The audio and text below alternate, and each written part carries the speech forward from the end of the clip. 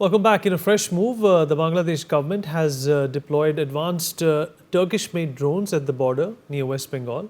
Bangladesh has claimed that the deployment of the Bayraktar TB2 drone near the border with India is for defense purposes.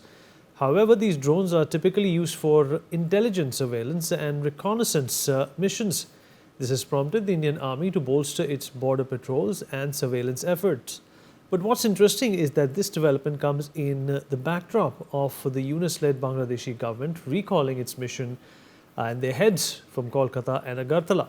Dhaka instructed the acting Deputy High Commissioner of Bangladesh in Kolkata, Shikhdar Mohammad Ashrafur Rahman, and the Assistant High Commissioner in Tripura, Arifur Rahman, to return on an urgent basis. Meanwhile, as tensions between India and Bangladesh simmer, Yunus is still mum on the atrocities against Hindus. Even though he has recently met religious leaders in Bangladesh and has called for perpetrators of attacks on minorities to be punished, Yunus has, however, emphasized that he wants to establish a process for obtaining accurate information on these attacks. This statement is in line with his position, slamming media reports on persecution of Hindus as false narratives.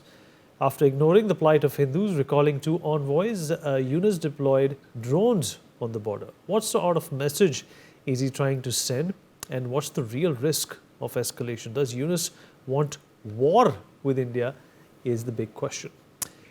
All right, Ambassador Harshvardhan Shringla, former Foreign Secretary, joins us on the show.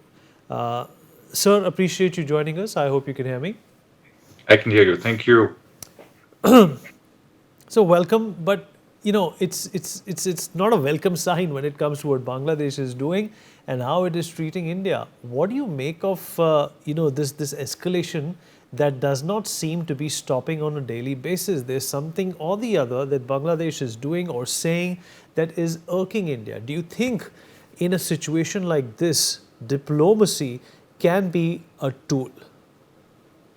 Well, early on, when the interim administration was formed, I did say that Professor Mohammad Yunus is someone who is neither a full-time politician nor is he an Islamist. He's an educated person, and we should be able to deal with him. And that Yunus himself will look at relations with India from a pragmatic perspective. That a good relationship with a neighbor with whom you have such a large border of over 4,000 kilometers is seems to be a natural way to go. But I think over a period of time, those around him, and especially organizations like the Jamaat-e-Islami and various Islamist parties, have increased their influence. Yunus himself seems to depend on them for his survival, and they seem to be using anti-Indianism as a plank to rouse public sentiment that would keep them in power and deflect attention from the issues that I think were eroding their credibility. Issues like lack of economic development, in rising inflation, labor unrest, and essentially a deteriorating economic environment. Law and order, of course, as we know, hardly is not in the best situation, with vigilante justice, organized mobs roaming the streets, and attacks on minorities, especially Hindus, becoming rampant. Also, attacks on Sufi shrines. That's really surprising, considering that Islam came into Bangladesh through the Sufi movement, which was more liberal and was in a sense a more syncretic sort of way of involving itself with the existing culture that exists was there in Bangladesh before Islam came in. So I think this is really a sort of a slippery slope downhill. But clearly, politically, it seems to be a tactic to rouse public sentiment against India, and I think we have to work very quickly to deal with that situation, which is currently prevalent. Mr. Shringla, a lot has been made internationally as well on the kind of treatment which is being meted out to our Hindu brothers and sisters in Bangladesh. There's also been a show of proximity between Bangladesh and Pakistan of late. Do you think that is also a worry for India at this point in time, considering the religious undertones of whatever we have seen in Bangladesh, and then the Pakistanis, in fact, trying to get close to Bangladesh? What does this mean for India and its security? Well, as I said, you see, it's the Jamaat-e-Islami that has benefited most from this, regime change that has taken place. The Jamaat, as we know, was a pro-Pakistan force that supported Pakistani forces in 1971. They opposed the liberation of Bangladesh, and today they have prevailed over the pro-liberation forces. In other words, the ones that are running Bangladesh today largely are those that were opposed to the spirit of liberation of 1971. They favor a more fundamentalist regime. They are opposed to the secular syncretic culture that Bangladesh represents, and their actions will obviously be in the direction of fostering closer ties with Pakistan, encouraging greater sort of animosity and organized attacks against Hindus and other minorities, and generally, I think taking over areas that can influence public opinion, whether it is the media houses, whether it is the universities like Dhaka University, or Correct. even in very important places of influence within the interim administration. Between them, the Hizbut Tahrir, and the range of Islamist parties that were a part of the Bangladesh's structure are, I think, have become quite greatly empowered at this point of time. Right. Uh, Mr. Shringla, there's also been, a lot of chatter uh, about India moving in militarily. Considering the fact that there are drones being deployed by Bangladesh, the recall of envoys by Bangladesh. Do you think that this is hyperbolic behavior on behalf of Bangladesh towards a country that has always been very, very supportive? Even if you include what happened in 1971, and considering the fact that in Bangladesh's growth story, India was a very important partner. Yes, I mean, the last 15 years, Bangladesh has made more progress in economic terms than it has in the last 40 years preceding that, or 35 years preceding that. And I think from that perspective, India's support, India's contribution in Bangladesh's development trajectory has been inestimable. This has also led to more exchanges because of border improvement in border infrastructure. Our trade has gone up tenfold. Investments on both sides have gone up, and I think in many senses, the people to people relationship had really improved. But today, you have a different narrative in place, and a narrative that is, going deteriorating as we speak. And I think, obviously there are reasons for this, but we have to keep in mind that a majority of Bangladeshis want good relations with India. They do believe in, a pro-liberation secular constitution. They believe in maintaining the secular fabric of society. We have seen a great amount of amity during religious festivals on all occasions. And I think that is the important aspect that we have to keep in mind. Things are not black and white. There are those who want to create this animosity. There are those who want to bait us through actions like the drones, as you mentioned, provocative statements, references, inviting Pakistan in terms of greater trade, less controls, visas, etc. I mean, I think on the security front, we should be very, very cautious, but we should also be careful not to get drawn into a situation which vitiates the atmosphere more and allows a deterioration that would only work to the advantage of those who are in power today. I mean, at the end of the day, we have to make sure that our messaging to the majority of people in Bangladesh is fairly clear, and our messaging in private. I'm not saying in public, but in private, when we have the opportunity, which we will have soon, to convey to Bangladesh's leadership that what is happening is absolutely unacceptable to us, and we use whatever leverages are available to us to ensure that such actions don't continue, and that is nipped in the bud. And I think it's very important to do that, because otherwise the further deterioration will always be more detrimental to our larger interests in that of Bangladesh, understandably. For sure, sir. Valid points. And Mr. Shringla, Donald Trump has also weighed in on this situation. The Americans have been astutely following up on the condition of, the Hindu community in Bangladesh. Do you think this mention by Donald Trump and this interest by the Americans has also changed the nature of this development in favor of India and, of course, in favor of the Hindus in Bangladesh? Well, I think Yunus has had very, very close links with the Democratic Party. He's been a contributor to the Democratic Party financially, and some of his statements after Trump's victory in the presidential elections, I think, were quite telling in terms of which side he's on. None of this has been lost on Donald Trump, who never forgets a slight, however slight that slight may be. But the fact of the matter is that Trump had issued a very strong statement during Diwali, on the treatment of Hindu minorities in Bangladesh. I think he will certainly take a more robust policy. It will be less supportive of the sort of situation that we see today, and whatever adventurism was undertaken by Democrats or misadventure that they undertook, I think will be to some extent reviewed. So time for the interim administration is not not finite, as I said. It's rather limited, and they will have to do what they want to do as soon as possible. And I see this anti-Indianism as part of that strategy. It's to foster more support, keep them in place, and rabble rousing is the best way to do it.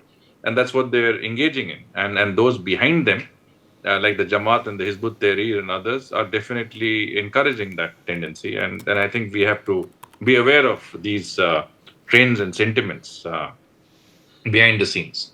Mr. Shringla, in fact, Sheikh Hasina went on to say in her first public addresses that Mohammad Yunus has been involved in genocide, whereas Bangladesh and the interim government led by Mohammad Yunus goes on to say that India giving asylum to Sheikh Hasina is also the problem. How do we get out of this deadlock? Well, genocide is a strong word, and I think both sides have used the word. I think the definition of genocide is definitely, it does not fit into either references, and I think we have to keep that out of this. Genocide occurred in 1971 when the Pakistanis massacred 3 million Bangladeshis, and I think the Jamaat and others who are pro-Pakistan forces have condoned that and have been part of that effort. And I'm surprised that the same people are actually running the country and are essentially have even that little support that they do. Of course, if they stand for elections, they won't get more than 5% of the vote because they are a fringe group in political terms. But they know how to wield power and influence, and I think if there's any genocide committed, they will have to look at what happened in 71, where Pakistan has not even apologized for that, and today you are engaging in a level of bonhoming with Pakistan that is I think so contrary to the spirit of 1971 and the memory of those millions of people who died because of atrocities committed by Pakistani and pro-Pakistan forces in Bangladesh, the hundreds of thousands of women who faced so much humiliation. And I think this is something that the people of Bangladesh need to be reminded about. And I think they should not forget and not forgive either. But the fact of the matter is that in today's context is realpolitik, and we have to deal with the real politics of it. But our messaging, as I said, to the public in Bangladesh, to the interim administration, has to be very specific. Mr. Shringla, stay with us, sir. In fact, we also have Nazmul Haq Pradhan, who's the former Bangladeshi member of Parliament. I have to sign off, No but problem, but sir. Thank you. I appreciate, sir. Thank you. Thank you, sir, for joining us. All right.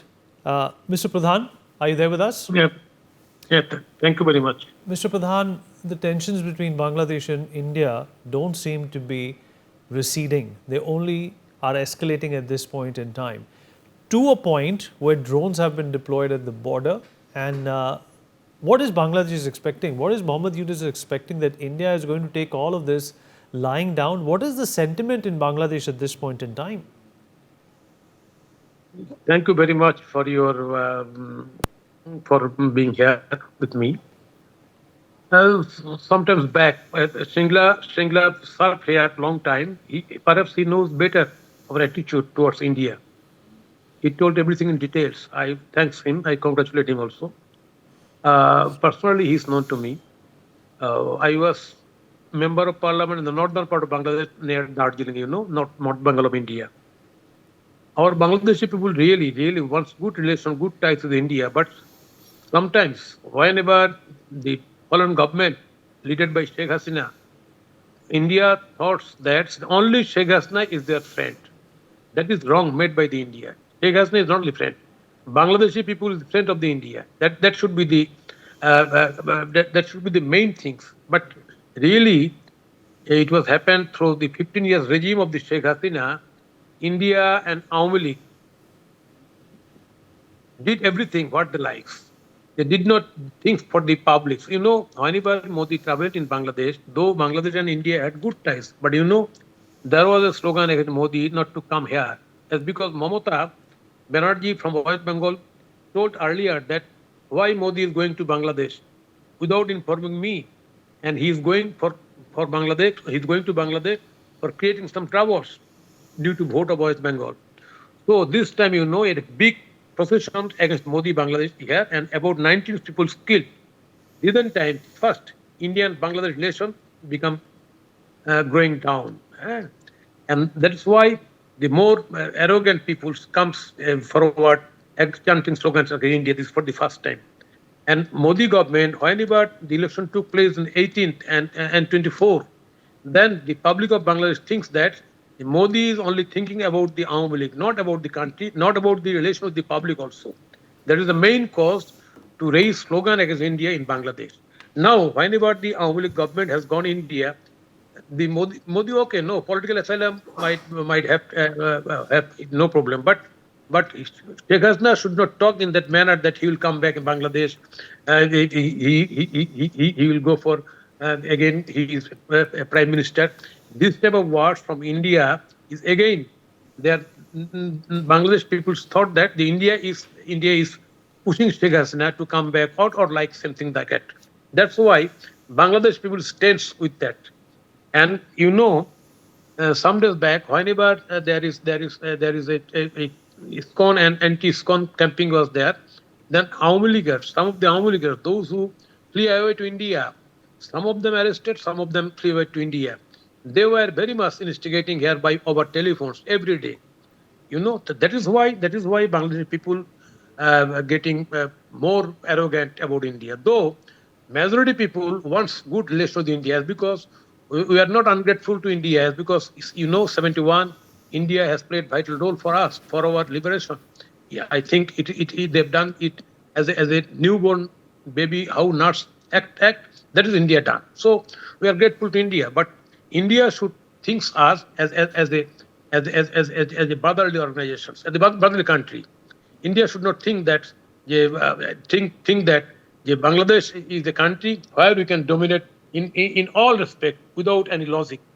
That happens in elections in 24, in 18, which public thought that it was done by the India. India should recorrect its policy. I think review its policy about the neighbors, about Bangladesh. The Bangladeshi India BJP government. So we already have a will very not friendly continue. policy when it comes to our neighbors. And let us not forget that India has been instrumental in a lot of virtues that Bangladesh enjoys today. India, India, we are friends of India. We are not friends of the Modi. Modi government should think that government will come and will go, but the country will remain same, remain. So country to country relation should be the first motto of the India. But if India thinks only only is friend of them, then the problem will not solve. So I think at present the what change has taken place in Bangladesh, India should think that India should honor the sense of the public of But sir, Bangladesh. Hindus are being The persecuted attitude in of the Bangladesh. How is India at fault there? Hindus are being persecuted. They are being targeted in Bangladesh. How is India No. at fault? Mr. Mohammed Yunus is saying that this is not true. I'm telling you frankly, so many commotion is there, so many commotion, so many agitation is there. But really, during the upstarts, whenever Sheikh Hasina flew away to India, then there was targeted not Hindu, but targeted the Awami League leaders. And some of in the same arena, some Hindu leaders also targeted. That's fact. That's fact. But not Hindu targeted. So I think this should be realized by the Indian there are government temples and the that have Indian been people. burnt. There are temples that have been vandalized, and all Mr. Mohammed Yunus can say No, that maybe very he's small temple. going to analyze this on the basis Nah, of a data that he's going to receive. That is ridiculous. you are simply thinking that the temple. No, not at all. Big temple was not be vandalized. But, sometimes some of the places it vandalized, but So the not at American all. government has The whole shown thing. concern. So the Americans have shown concern for the Hindus. You think that they are also You know, lying you about know, what's happening in Bangladesh? America's narrations given by America's Donald Trump's narration before elections given. I think the script was drafted by some of some of the corners, those who are not preferring the changes of the Bangladesh government. It is narration of the freeing our government. Yeah, you have vandalized the Hindu property, Hindu so and so, the Talibanized the Pakistan. That is totally wrong. You should first consider the what public did here. Awami League government, it was a tyrannical government. It's isolated from the masses, and they want to control power by using the forces. You know, the police, BDR, yeah, BGP, and the army. But later on, when the army, the police, they denied to act as like government. You know, more than 1,000 people killed, students, laborers killed here. You know, a curfew was overthrown by the masses. You know, mammoth gathering was in Dhaka and other parts of the country. So these things should be realized by the India government, as because India is a democratic country. So long democracy is practicing in the main India. Sir, I don't know So how India should India not is at support. fault here. You keep saying India needs to do this, India needs to do that. What does Bangladesh need to do to make these Hindus feel at home? Let's talk Bangladesh about that. You government, haven't said a word about that. we want to settle the problem very quietly. But you see, after changing of the government, you know, this government, Mr. Yunus government, is very much careful for the great festival Durga Puja, and there is no incident at all, no incidents. And the all political parties, those who are against the Awami League government, they were very much careful to the Durga Pujas. But after Durga Puja, there was movement of ISKCON. Why So it your happens former to Prime Minister ISKCON? Sheikh Hasina has said that Mohammed Yunus has committed genocide. How do you respond to that? No, no, it is wrong. It is going abroad. Going abroad, he thinks he's made genocide. He looted all banks, all financial institutions. His party leaders, his relatives, all of them. It was like Barobuya Shashan. You know Barobuya regime. You know what happened exactly. He did it. And he flew away to India, and his all relatives gone away to India. Only his supporters, his political party leader, are facing troubles here. But his relatives all gone, all has gone away before the 5 August. 5 August. So Sheikh Hasina's story is not true. It is totally fabricated. He is trying to hide himself, hide his work, his bad works here. So do you support So Mohammed Yunus and his you know, government? Do you you know, you support know, Mohammed Yunus, sir? Bangabandhu Sheikh Mujibur Rahman was killed brutally. So please And answer my question. Do you support Mohammed Yunus? yes, we support him. At present, interim arrangement He's should being be called a passed properly stooge of the to Democratic government. He's being called a stooge of the hold Democratic government in America. to hold free fair polls. We support him. You know, in 2007 there was interim government about for 2 years, and there was a beautiful election in which election Awami League came to power. But at present, Yunus should go for free fair polls. If Yunus wants to control power for a long time, I think that Bangladesh people will decide what they will do. So Okay, it is, all it right. is not So our I headache at all. appreciate you joined us. I appreciate you joined us. Though I don't agree with some of the things that you have said, and a lot of people in India will not, but I appreciate you took out the time and spoke to us. We take a break. Be right back.